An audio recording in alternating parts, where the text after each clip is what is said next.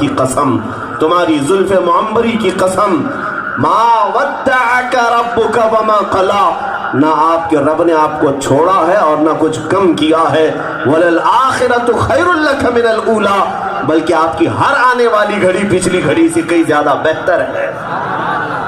جب جب ظالموں نے انگلی اٹھائی ہے جواب مولا نے عطا کیا۔ تو اسی لیے قرآن میں اللہ فرماتا ہے انا کفیناک المستہزئین، محبوب ہم کافی ہیں تمہاری گستاخی کرنے والوں کے لیے، تمہاری شان میں توہین کرنے والوں کے لیے ہم کافی ہیں۔ تو اس کا مطلب کیا؟ اگر اللہ ہی کافی ہے تو باقی سب کو کچھ کرنا ہی نہیں چاہیے، باقی کسی کو گستاخان رسول کو جواب دینا ہی نہیں چاہیے، سارا معاملہ اللہ کے حوالے کر کے چھوڑ دیا جائے؟ نہیں میرے عزیزو، یہ بھی رب تبارک و تعالیٰ کا حکم نہیں۔ واللہ تعالیٰ کافی ہے دشمنوں کے لیے، مگر ساتھ میں تمہاری محبت کا بھی امتحان ہوگا۔ تم بھی اپنے رسول سے اگر محبت کرتے ہو تو ظاہر سی بات ہے دنیا میں ہم اپنی ماں سے محبت کرتے ہیں تو ماں کے خلاف سننا پسند نہیں کرتے، باپ سے محبت کرتے ہیں تو باپ کی شان میں گالیاں پسند نہیں کرتے۔ تو جس کو ہم ماں اور باپ اور ساری اولاد سے زیادہ محبت کرنے کا دعویٰ کرتے ہیں، اس کے خلاف بات سن کر کے اگر کوئی یہ کہے کہ اللہ دیکھ لے گا، میرے عزیزو یہ محبت کا تقاضا نہیں۔ جواب دینے کا حق تمہارے پاس ہے اور جواب دینا تمہارا ضروری ہے۔ اس کی وجہ یہ ہے کہ صحابہ اکرام کو ہم نے دیکھا، جب رسول کریم صلی اللہ تعالیٰ علیہ وسلم کی شان میں توہین کرنے والوں کو صحابہ کیا یوں ہی چھوڑ دیا کرتے تھے؟ حضرت معاذ بن جبل رضی اللہ تعالیٰ عنہ یمن کے حاکم ہیں، یمن کے گورنر ہیں، ایک بار مدینہ طیبہ سے گھوڑے پر سوار ہو کر آئے یمن میں، آپ کو کسی نے کہا یمن کی اس سرزمین پر ایک ایسا شخص ہے جو رسول اللہ کو گالیاں دیتا ہے۔ حضرت معاذ بن جبل گھوڑے پر بیٹھے رہے، پورا دن گزر گیا، لوگ کہنے لگے حضور سواری سے تو اتر آئے، صاحب رسول اللہ، اے رسول اللہ کے صحابی گھوڑے سے نیچے آئے۔ حضرت معاذ بن جبل کہتے میں اس وقت تک گھوڑے سے نیچے نہیں آؤں گا جب تک گستاخ رسول زندہ ہے، جب تک میرے نبی کی شان میں گالیاں دینے والا اس علاقے میں ہوگا میں اس میدان پر پیر نہیں رکھوں گا۔ یہ صحابی رسول ہیں۔ میرے عزیزو، ان کا ایمانی تقاضا یہ تھا کہ وہ جواب بھی دیتے تھے۔ اور آج کچھ لوگوں کے متعلق میں یہ سنتا ہوں کہ جب اس طرح کے پاکھنڈی اپنے گوفے میں بیٹھ کر بھونکتے ہیں تو کچھ لوگ ہمیں کہتے ہیں کہ ان کے منہ لگنے کی ضرورت نہیں مولانا، وہ تو پاگل ہیں۔ ہمیں پولیس والے بھی یہی کہتے آ رہے ہیں پچھلے 1.5 سال سے۔ کئی ڈپارٹمنٹ کے لوگ ہمارے پاس آئے یا ہم کو ڈیٹین کر کے بٹھایا، کہتے ہیں کہ مولانا آپ اچھا بولتے تو ہیں، لوگوں میں آپ کی ساری چیزیں اچھی چلتی تو ہیں، لیکن اس مسئلے پر آپ اس کو کیوں منہ لگاتے ہیں؟ وہ پاگل ہے۔ یہ ذمہ دار بڑے بڑے آفیسرز کہتے ہیں، پولیس والے۔ میں نے کئی مرتبہ ان سے کہا صاحب آپ کی زبان سے اگر یہ بات نکلتی وہ پاگل ہے تو ایک بات سن لیجئے، پاگل کتا اگر باہر رہے گا تو کئی لوگوں کو کاٹ سکتا ہے، پاگل کو مندر میں نہیں پاگل خانے میں ہونا چاہیے۔ پاگل خانے میں رکھو، کھلے عام جھوٹ بھی دیو آسان کی طرح اور پھر کہتے ہو پاگل ہے، اس کے منہ مت لگو۔ میرے عزیزو، ہم یہ عقیدہ رکھتے ہیں کہ یہاں جاہل تو جاہل، پاگل کو بھی یہ حق نہیں بنتا کہ میرے نبی کی شان میں انگلی اٹھائے۔ پاگل کو بھی کس نے حق دیا؟ اگر پاگل ہے تو مینٹل ہاسپٹل میں ڈالو، ہم کبھی وہاں نہیں جائیں گے، ہم کبھی نہیں جائیں گے۔ پاگل خانے میں کتنے کیا کیا بک بک کر رہے ہیں، لیکن یہاں سوشل میڈیا بھی استعمال کرتا ہے، ایسا پاگل ہے، مہنت بھی ہے، ایسا پاگل ہے، اور سارے لوگوں کو گیان بھی بانٹتا ہے، ایسا پاگل ہے۔ یہ تو بہانے بازی آپ کی، پاگل پاگل کہہ کر کے اگر ہمیں یہ کہہ دیا جائے منہ نہ لگے۔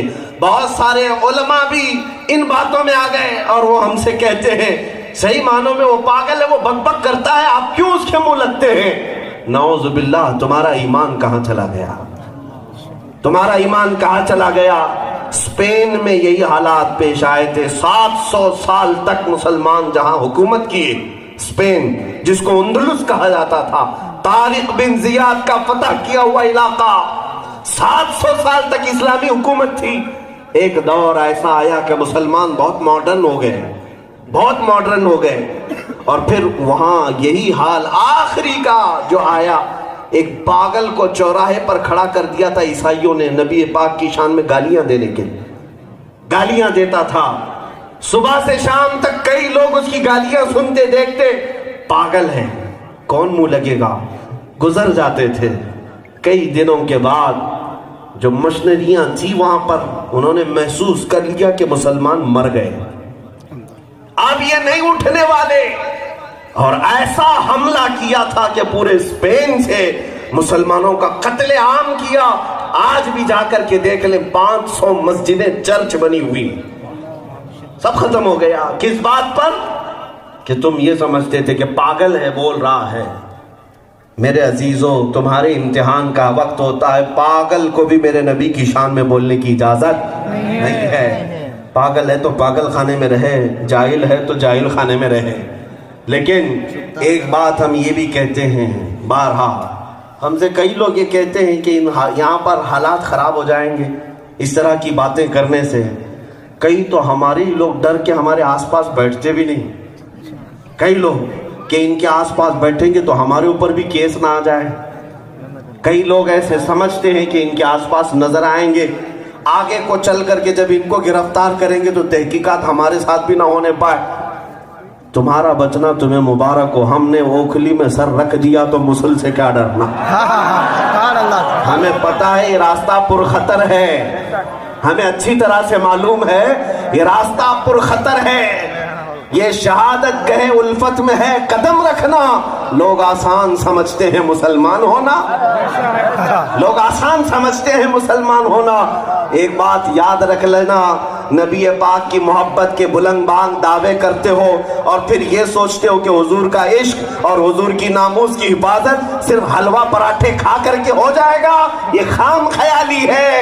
حضور کی عزت کی حفاظت کے لیے بلال حبشی کو انگاروں پر سونا پڑا ہے، خبیب ابن عدی کو سولی پر چڑھنا پڑا ہے، احمد بن حنبل کو کوڑے بھی کھانے پڑے ہیں، امام اعظم ابو حنیفہ کو جیل جانا پڑا ہے، امام موسیٰ کاظم کو زہر پلایا گیا ہے۔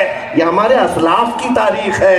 اگر کوئی یہ کہتا ہے کہ صرف نذرانے لے لے کر کے، اپنے لیے نعرے لگوا کر کے، یا پھر صرف حلوے پراٹھے کھا کر کے ہی نبی کی محبت کا دعویٰ کر لو، ایسا نہیں ہے۔ قرآن کہتا ہے ام حسبتم ان تدخلوا الجنہ ولما یأتکم مثل الذین خلوا من قبلکم مستهم البأساء والضراء وزلزلوا حتى يقول الرسول والذین آمنوا معه متى نصر اللہ الا ان نصر اللہ قریب۔ قرآن کہتا ہے کیا تم لوگوں نے یہ گمان کر لیا ہے کہ تم سیدھے جنت میں چلے جاؤ گے اور پہلے والوں پر جیسی مصیبتیں آئی تھی ویسی تم پر نہیں آئیں گی؟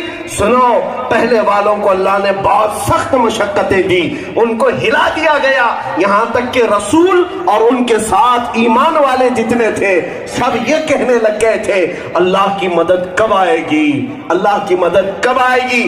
یہ پہلوں کی متعلق قرآن میں اللہ فرما رہا ہے الا ان نصر اللہ قریب، آگاہ ہو جاؤ اللہ کی مدد بہت قریب ہے۔ میرے عزیزوں، یہ مت سمجھ کر کے بیٹھنا کہ ہمارے ساتھ کچھ نہیں ہوگا۔ حضرت بلال حبشی کی جو تکلیف تھی، مشقتیں تھیں، ان سب کو دیکھ کر کے صحابہ نے ایک بار میرے آقا سے پوچھا تھا یا رسول اللہ، آج کے حالات پر میں آپ کو بتا رہا ہوں، آج جتنوں کے گھر بلڈوزر سے توڑے جا رہے ہیں، جن بچوں کے سروں پر گولیاں مار کر کے انہیں شہید کیا جا رہا ہے، میرے عزیزوں خوف نہ کرنا، تم ایمان پر ہو اسی لیے آزمائے جا رہے ہو، اسلام پر ہو اسی لیے آزمائے جا رہے ہو۔ اگر کسی کی دھوتی میں بیٹھے ہوتے تو تمہیں فخر سے یہاں پر لوگ کاندھوں پر اٹھا کر کے چلتے، لیکن ایک بات یاد رکھنا، اس طرح کی گیدڑوں کی زندگی سے بہتر ہے کہ ایک دن شیر کی زندگی گزار کر چلے جائے۔ اس کی چاپلوسی، اس کی چاپلوسی، اس کی چپل اٹھاؤ، اس کی جوتیاں اٹھاؤ، اور اس کی جے جے کرو، اس کی جے جے کرو۔ صبح بی جے پی میں، دوپہر کانگریس میں، شام میں پھر کسی اور پارٹی میں، پھر پتا چلا 10 سال کے بعد نہ یہ پارٹی راضی ہے، نہ یہ پارٹی راضی ہے، نہ یہ پارٹی راضی ہے، کوئی کسی کا نہیں ہے۔ کہیں اگر موقع پرست یہ پارٹیاں تمہیں پا گئیں تو मोहरा बना करके अपने सारे इल्जाम तुम्हारे ऊपर डाल करके जेल में भेज देंगे। 8 साल जी करके आओ जेल में, क्या फर्क पड़ता है, हम तुम्हारा घर बार देखेंगे। इसीलिए हमारे बुजुर्गों ने कहा था मेरे अजीजों, किसी की जय विजय क्यों पुकारे, क्या गरज हमको, हमें काफी है सैयद अपना नारा या रसूल अल्लाह।